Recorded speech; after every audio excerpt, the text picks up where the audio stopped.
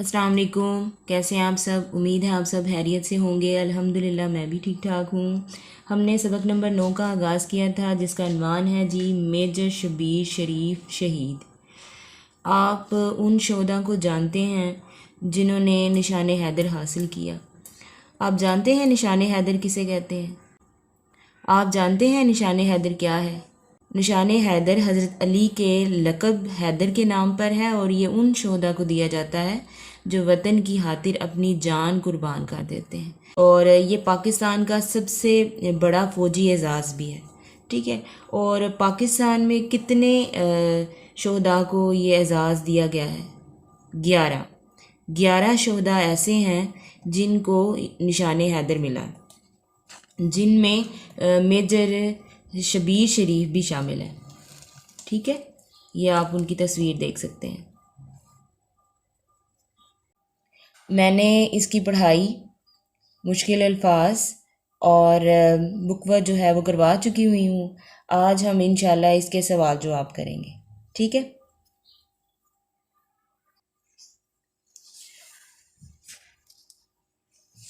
مشق ہے، اور مشق میں سوال نمبر 1 ہے مندرجہ ذیل سوالات کے مختصر جواب دیں۔ تو سوال نمبر 1 ہے 1971 کی جنگ میں میجر شبیر شریف کو کیا حکم ملا؟ نمبر 2 ہے شبیر شریف شہید کو کن 2 اعزازات سے نوازا گیا؟ نمبر 3 ہے میجر شبیر شریف کا میجر راجہ عزیز بھٹی شہید سے کیا رشتہ ہے؟ اور نمبر 4 ہے 1965 کی جنگ کے دوران میں میجر شبیر شریف شہید فوج میں کس عہدے پر فائز تھے؟ ٹھیک ہے، تو یہ آپ کے سوال جواب ہیں، یہ آپ نے کاپی پہ کرنے ہیں۔ کاپی پہ کام کے لیے سب سے پہلے تاریخ لکھیں گے، اس کے بعد جو ہے وہ جماعت کا کام لکھیں گے، سبق نمبر 9 لکھیں گے، درمیان میں ہم جو ہے وہ عنوان لکھیں گے، ٹھیک ہے۔ اور یہ دیکھیں، سب سے پہلے ہے مندرجہ ذیل سوالات کے مختصر جواب دیں۔ سوال نمبر 1 دیکھیں، 1971 کی جنگ میں میجر شبیر شریف کو کیا حکم ملا؟ تو اس کا جواب ہے کہ 1971 کی جنگ میں میجر شبیر شریف کو حکم ملا کہ وہ مسلسل پیش قدمی کریں اور متعلقہ محاذ پر دشمن کو واپس ان کی سرحدوں میں دھکیل دیں۔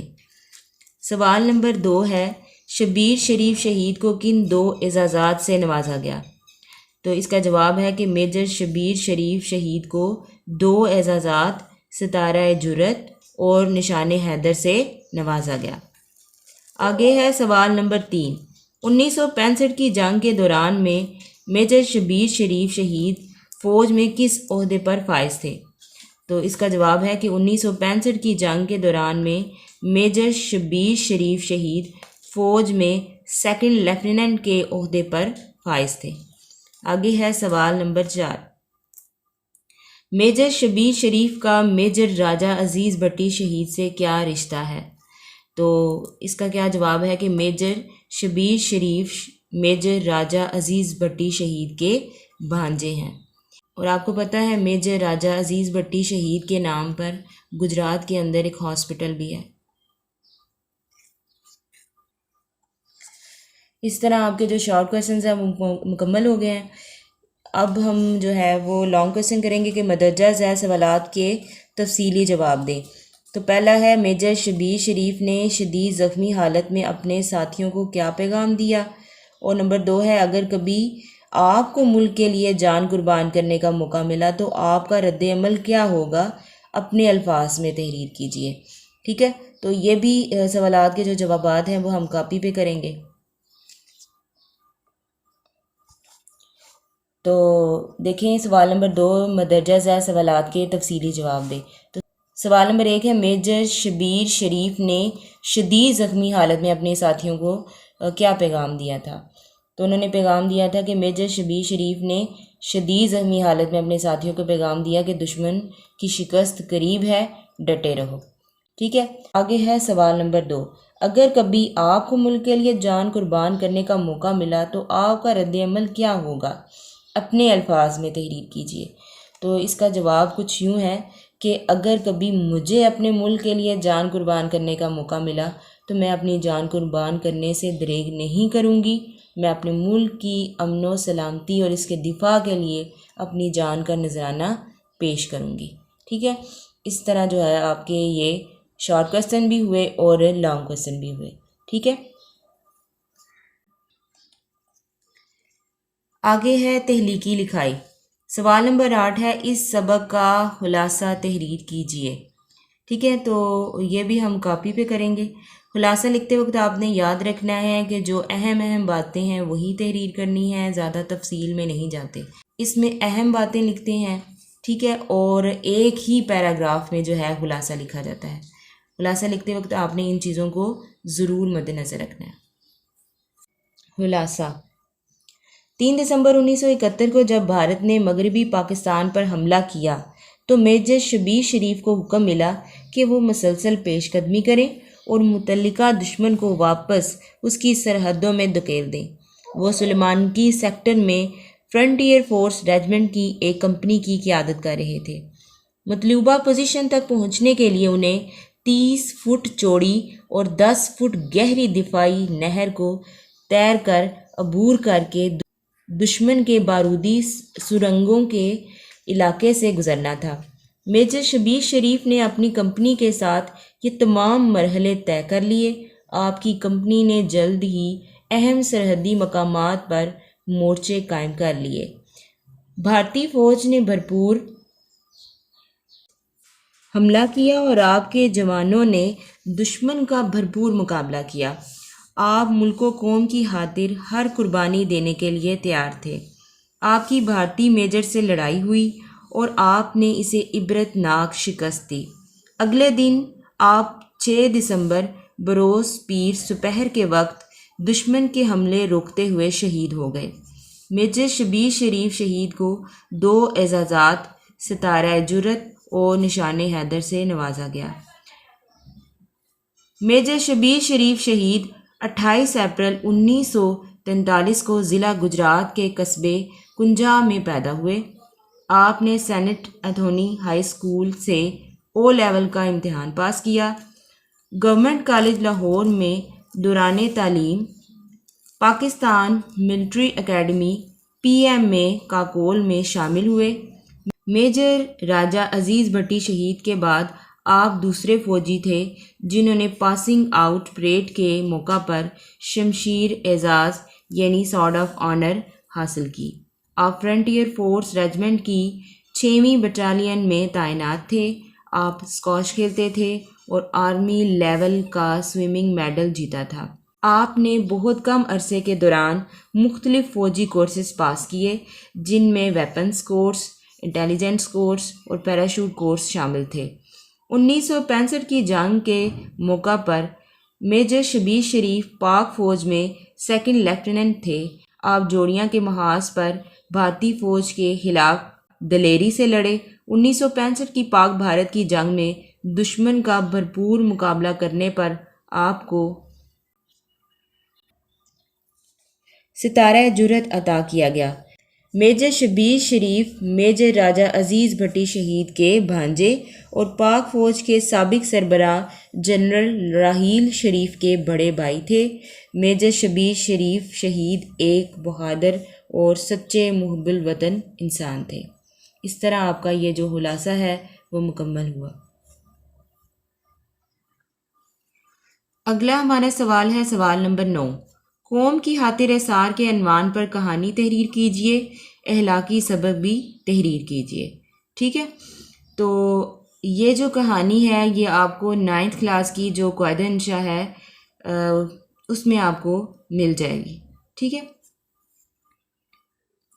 تو یہ کتاب ہے اردو قاعدہ انشاء، ٹھیک ہے، 9th-10th کی. اس میں یہ جو ہے نا آپ کو جو ہے سوال جو ہے وہ اس کا مل جائے گا. ٹھیک ہے، یہ جو کہانی ہے یہ مل جائے گی. قوم کی خاطر ایثار، یہ کہانی ایسی کہانی ہے جس کی قربانی سے دوسرے جو ہے وہ سہولت حاصل کرتے ہیں، دوسروں کی زندگی جو ہے وہ بچ جاتی ہے. ٹھیک ہے، اچھا یہ جو کہانی ہے آپ کو صفحہ نمبر 108 اور 109 پہ مل جائے گی. ٹھیک ہے، اب اس کہانی کو پڑھتے ہیں کہ اس کہانی میں ہے کیا. ایک تھا جنگل جس کے ایک حصے میں ریچھ رہا کرتے تھے اور دوسرے حصے میں بندر. ایک دن ریچھوں کے جی میں آئی کہ کیوں نہ سارے جنگل پر قبضہ کر لیں۔ چنانچہ انہوں نے بندروں پر حملہ کیا، انہیں مار مار کر بھگا دیا اور سارے جنگل پر قبضہ کر لیا۔ بندروں سے ان کا وطن چھٹا، جنگل کے پھل چھٹے اور وہ حیران و پریشان آوارہ گردی کرنے لگے۔ یہ حال دیکھ کر ایک بندر کا بہت دل کڑا۔ اس نے سب کو جمع کیا اور کہا، میری بات مانو، مجھے زخمی کر دو، جگہ جگہ سے کھال نوچ لو اور جہاں سے ہمیں نکالا گیا ہے وہیں پھینک دو۔ میں کچھ تدبیر کروں گا اور ریچھوں کی بلا سے نجات مل جائے گی اور تمہیں اپنا وطن واپس مل جائے گا۔ بندر ایسے غمگسار اور اثار مند سے یہ سلوک کرنا تو نہ چاہتے تھے، مگر آخر مان گئے اور اس بندر کو ادموا کر کے ڈال گئے۔ ریچھوں نے ایک زخمی بندر کو دیکھا اور پوچھا، تم یہاں کیسے آئے؟ تمہیں معلوم نہ تھا کہ ہم اس جنگل کے واحد مالک ہیں؟ زخمی بندر نے آہیں بھرتے ہوئے جواب دیا، میں نے اپنے ساتھیوں کو تمہارا غلام بن کر رہنے کو کہا تو انہوں نے میرا یہ حال کر دیا۔ اب وہ ایک ایسے جنگل میں چلے گئے ہیں جہاں ہر طرف ہری بھری گھاس کا فرش بچھا ہوا، چشمے ٹھنڈا پانی اگل رہے ہیں، پھلدار درختوں کے بے شمار جنگل ہیں۔ جنگل کیا ہے، بہشت کا قطع ہے۔ ریچھ حریص تو ہوتے ہی ہیں، انہوں نے کہا، تم ہمیں وہاں لے چلو، ہم تمہارا انتقام بھی لیں گے اور اس جنگل میں چین کی بنسری بجائیں گے، تمہارے زخموں کا علاج بھی کریں گے۔ بندر مان گیا۔ انہوں نے ایک ریچھ پر بندر کو لاد لیا اور سارے ریچھ بندر کی رہنمائی میں چل پڑے۔ رات بھر چلتے رہے۔ ایک جگہ معمولی کیچڑ تھی اور اس سے آگے گہری دلدل۔ بندر نے کہا، اس دلدل سے آگے وہ جنگل ہے جسے جنت نظیر کہا جاتا ہے، تم بے خطر بڑھو اور میرے پیچھے چلے آؤ۔ ریچھ آگے بڑھتے گئے اور دلدل میں دھنستے گئے، حتیٰ کہ آخری ریچھ تک دلدل کے پیٹ میں اتر گیا۔ اگلی صبح کو سارا جنگل سنسان تھا، کسی ریچھ کا پتہ نہ تھا۔ بندر خوشی مناتے ہوئے واپس آئے اور سارے جنگل کے مالک بن گئے۔ ایک بندر کا یہ اثار ساری قوم کا اقبال بن گیا۔ اس طرح آپ کی یہ جو کہانی ہے وہ مکمل ہوئی ہے۔ اس طرح آپ نے دیکھا کہ ایک بندر کی قربانی نے تمام بندروں کی زندگی بچائی تھی۔ اسی طرح ہمارے ملک کے بہت سے شہداء یا بہت سے فوجی جو سرحدوں پر لڑ رہے ہیں، جو سرحدوں کی حفاظت کر رہے ہیں، پاکستان کی حفاظت کر رہے ہیں، وہ پاکستان کی عام عوام کے لیے لڑ رہے ہیں۔ ٹھیک ہے، تو ہم یہ دعا کرتے ہیں کہ اللہ تعالیٰ پاکستان کو اپنی حفاظت میں رکھے اور دشمنوں کی میلی نظر سے بچائے۔ ٹھیک ہے، اس طرح آپ کا یہ سبق بھی جو ہے وہ مکمل ہوا۔ مجھے امید ہے آپ کو سمجھ آئی ہوگی۔ مجھے دیں اجازت، اللہ حافظ۔